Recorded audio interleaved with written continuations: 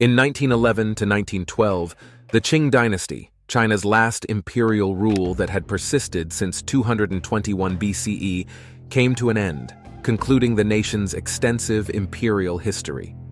China, a dominant force in East Asia for over 2,000 years, saw neighboring countries like Korea, Vietnam, and Japan influenced by its cultural supremacy. The Qing dynasty, led by ethnic Manchu rulers from 1644 to 1912, succeeded the Ming dynasty. However, this mighty empire was on the brink of collapse, marking the beginning of China's modern era. The fall of the Qing dynasty was a gradual and intricate process unfolding from the mid-19th century to the early 20th century. The demise resulted from a complex interplay of internal and external factors, leading to the weakening and eventual collapse of Qing rule. The Qings, originating from Manchuria, emerged as conquerors over the Ming dynasty, maintaining their identity throughout their 268-year reign.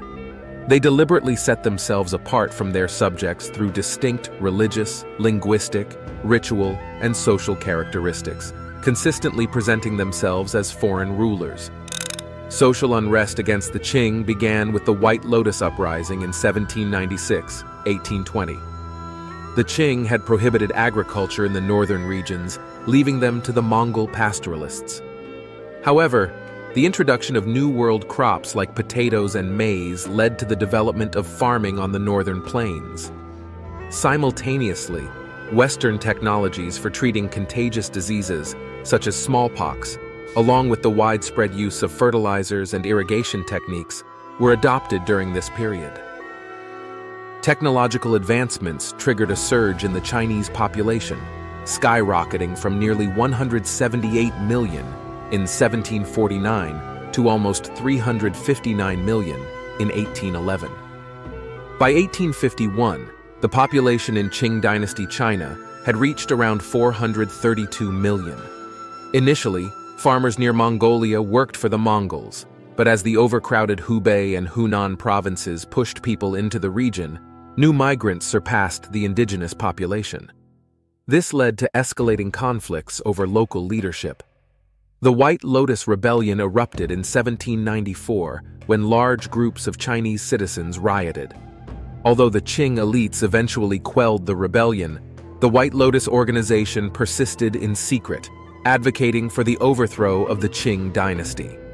The Qing dynasty faced a significant blow from European imperialism, primarily due to China's underestimated view of the British Crown's power and ruthlessness. By the mid-19th century, after a century of Qing rule, both the elites and their subjects believed in a heavenly mandate to maintain their authority. To secure their position, the Qing implemented strict trade restrictions, aiming to prevent foreign influence following the lessons of the White Lotus Rebellion. Despite the British market's high demand for Chinese teas, the Qing dynasty adamantly refused trade negotiations, insisting on payment in gold and silver. In response, Britain initiated a lucrative, clandestine opium trade from Imperial India to Canton, distant from Beijing. When Chinese authorities burned 20,000 bales of opium, Britain launched devastating invasions in the Opium Wars of 1839-42 and 1856-60. Ill-prepared for such aggression, the Qing dynasty suffered defeat, leading to unequal treaties imposed by Britain. The British took control of the Hong Kong region and received millions of pounds of silver as compensation for the lost opium. This humiliation exposed China's weakness and vulnerability, impacting its subjects, neighbors, and tributaries, once again demonstrating the decline of the once mighty nation.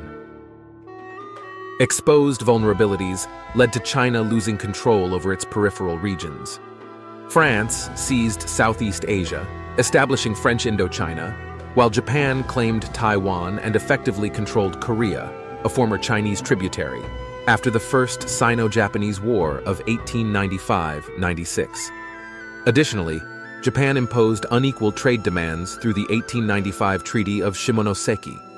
By 1900, foreign powers such as Britain, France, Germany, Russia, and Japan had established spheres of influence along China's coastal areas.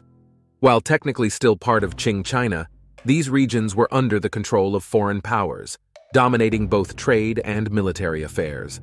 The imperial court's influence waned significantly, tilting the balance of power decisively towards foreign entities. Dissent burgeoned within China, contributing to the internal disintegration of the empire. The ordinary Han Chinese felt little allegiance to the Qing rulers, who persisted in presenting themselves as conquering Manchus from the north. The disastrous Opium Wars deepened the conviction that the ruling dynasty had forfeited the mandate of heaven and needed to be ousted. In response to growing dissent, the Qing Empress Dowager Cixi took a stringent approach against reformers. Rather than embracing the path of Japan's Meiji Restoration and modernizing the nation, Cixi purged her court of those advocating for modernization.